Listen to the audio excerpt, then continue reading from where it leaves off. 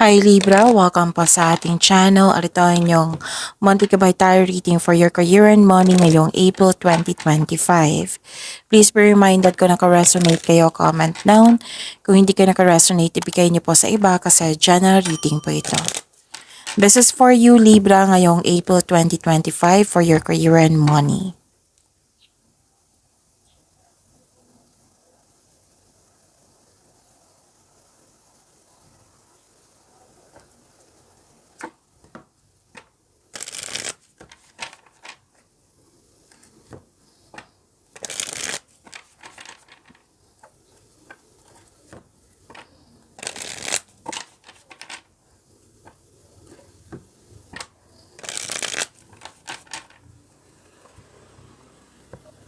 Para po ito sa inyong career and money Libra ngayong April 2025.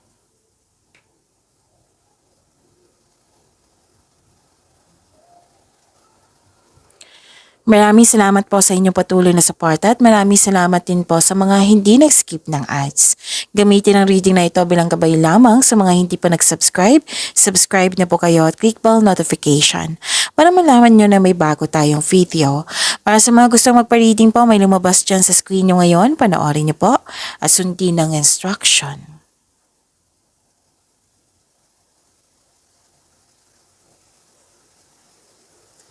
Spirits Guide, career and money po ni Libra, mga ganap po ngayong April 2025. I need 3 cards po.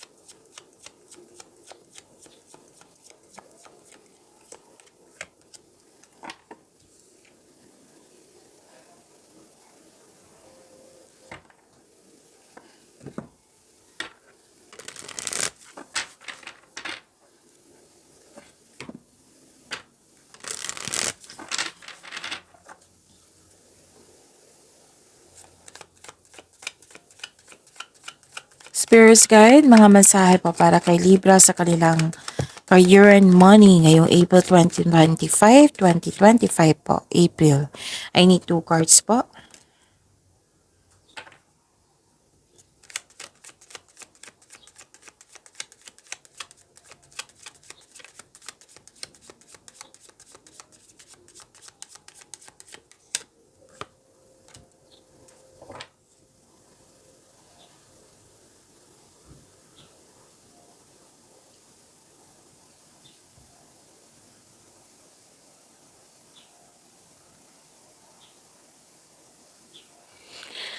Ngayong April 2025 for your career and money, Libra, ang ganda naman.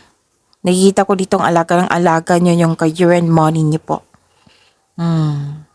Tapos nakikita ko rin dito na may good luck and good karma, positive opportunities, things going your way. May recognition din ako nakikita dito at may success. Diba? Ang ganda. May harvest din. Libra. May harvest po. Pwedeng literal na harvest. Pwede din na sweldo nyo. Pwede din binayaran yung binigay nyong serbisyo. Binayaran kayo. Pwede din produkto nyo na naging fast moving. Basta nagtanim kayo, naging productive kayo sa araw-araw at ngayon nagbunga na at nag-ani. Nag-harvest kayo. Okay, so claim nyo po.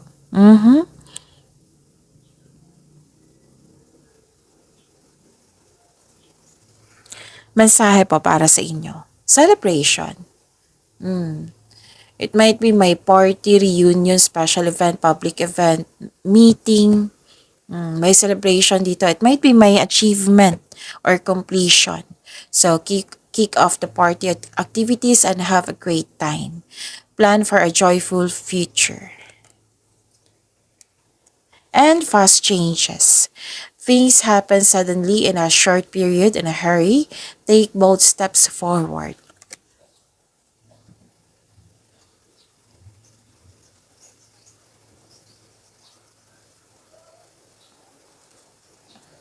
Spirits guide, ano po yung energy ni Libra sa career and money nila? Ngayong April 2025, I need 2 cards po.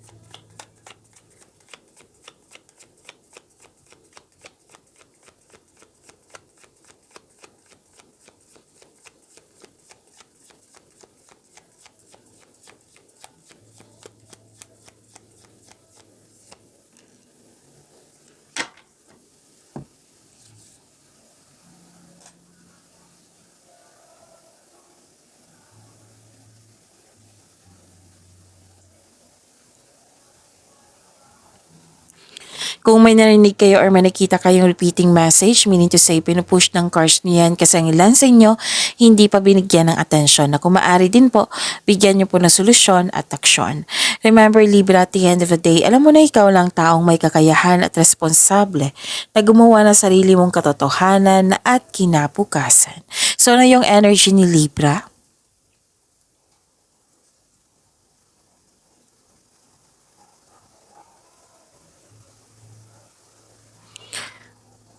May concern kayo sa hindi marunong magbigay halaga. Nang dahil sa mga nangyaring ito, isa din to sa dahilan na hindi naging stable yung emotion mo. May offer dito na leadership role. Opportunity. Oo. So may hesitation ka dito na tanggapin itong opportunity na ito, pwede din pagiging leader. Okay? Pwedeng opportunity or pagiging leader. Nagkaroon ka ng alinlangan kung i-accept mo ba ito or hindi. Kahit alam mong may naghihingi sa iyo ng mga guidance, malaki ang tiwala ng mga tao sa iyo na kaya mo. Mag-ingat din kayo sa communication ng ibang tao. Baka may masabi kayo na hindi maganda sa kanila o na naging sensitive ito. Pwede din ni-reject mo yung tao po na gustong makipag-usap sa iyo.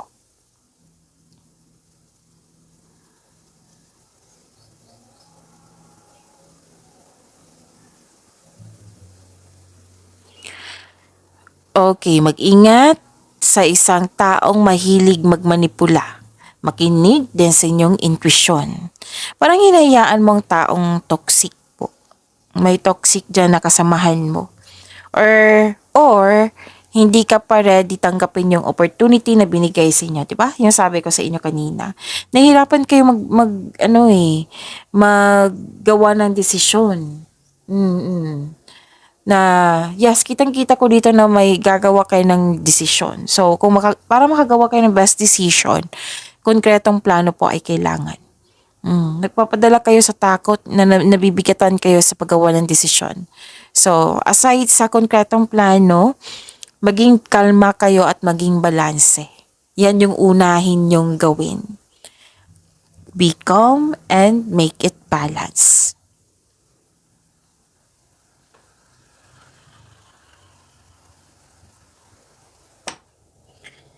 Spirits guide, possible blessings po na ma-receive ni Libra sa career and money nila ngayong April 2025. I need 2 cards po.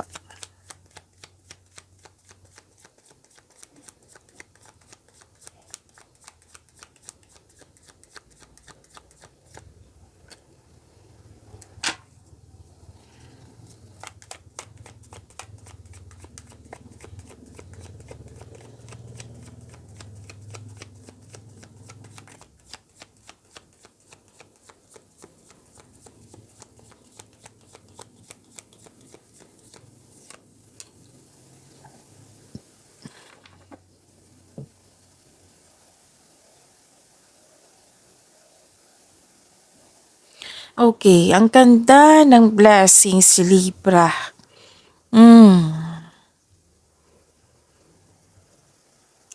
Granted yung manifestation mo, fulfillment sa pangarap, may kasiyahan at kagalakan sa mga bagay ukol sa pamilya at kaibigan or dyan sa grupo ng tao sa inyong career. This card focuses on achievement of a level of love and success na nagbibigay sa iyo ng serenity or katahimikan, satisfaction at pasasalamat. So, kitang-kita ko yung happiness mo dito and you deserve this.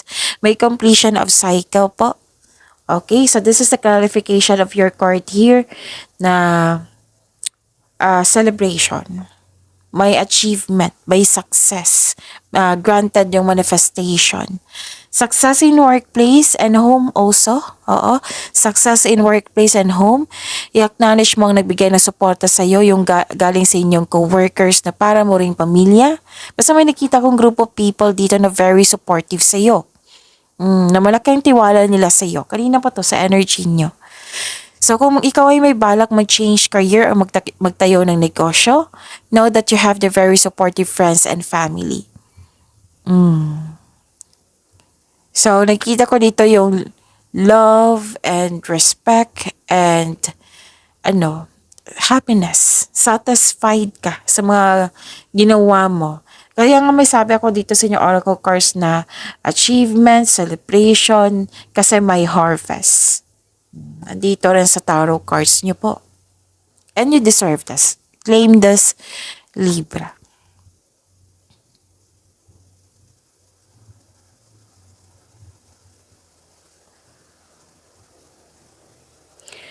Okay, umiwas lang kasi may umiwas lang kasi may blockages ako nakikita dito. Yung tao dito na, yung sa energy cards nyo na may taong hindi nagbigay ng halaga, may taong hindi totoo sa'yo, may selos, inggit. Yan yung mga blockages na kailangan yung iwasan. Para tuloy-tuloy yung pasok ng blessings po. Kasi ang ganda-ganda ng blessings nyo po. May nag-spine, may nag-observe, may taong hindi madaling kausap or may sitwasyon na masakit sa ulo. Lalo na yung chismis alamin nyo kung totoo ba yan or hindi. Tapos some of you naghihintay ng feedback from your client, boss, or new employer. At itong balita na ito ay may offer na makatulong sa inyong career and money. Itong news na ito, excited kayo.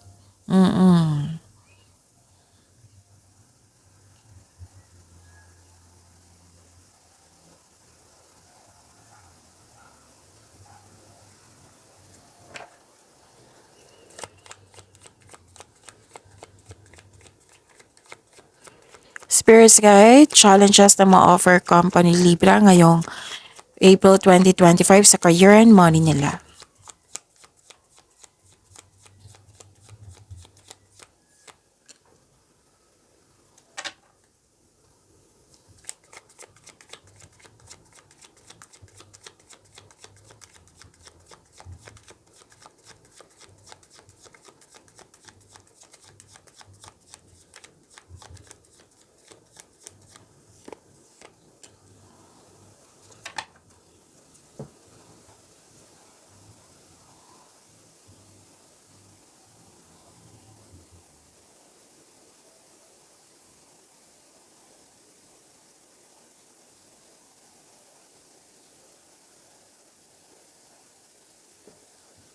Maraming salamat po sa patuloy na tiwala suporta sa ating channel at maraming salamat din po sa mga hindi nag-skip ng ads.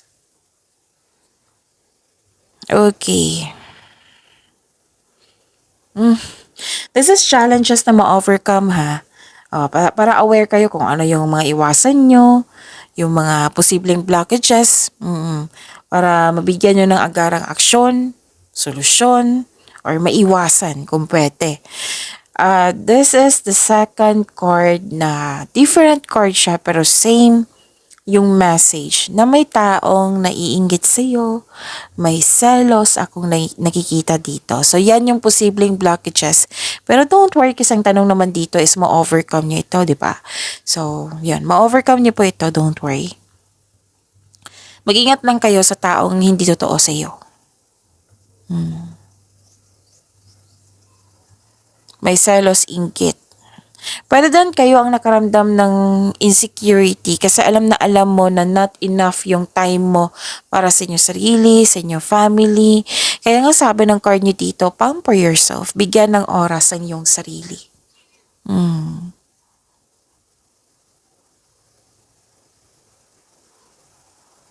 andito pa rin yung pwedeng self-pity kayo dito, Libra. Kasi nakita ko dito na may taong hindi nagbigay ng halaga.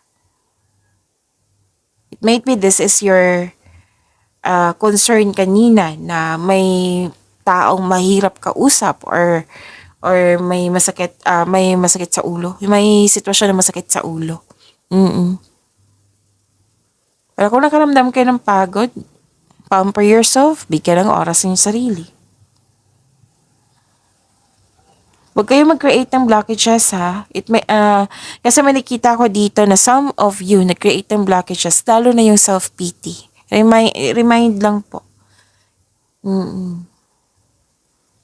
Kasi alam niyo naman, ang blockages, kung mag-create tayo ng blockages, yan yung posibilidad na magkakaroon ng delay. Possibilities lang to ha. Magkakaroon ng delay or hindi tuloy-tuloy yung pasok ng blessings kasi nga may blockages. Alam niyo naman ang bag blessings, di ba? That is a positive energy galing sa universe. Ma-attract lang natin yan kung yun po ay may positive energy flow sa atin. So, pagsikapan talaga kung hindi naman kasi maiwasan yung blockages. Lalo na yung natanggap natin yung energy ng mga taong toxic. Oo. You have to process it na para mawala ito. Okay, meditate. And huwag niyong tanggapin yung mga negative energy. Let's say, natanggap niyo na. Meditate kayo. Take time sa nature. Mag-pray. Express niyo ito. Make a journal.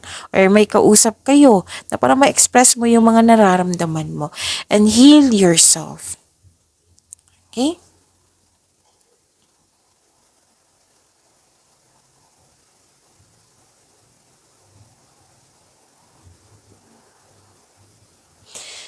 Nakikita ko rin dito na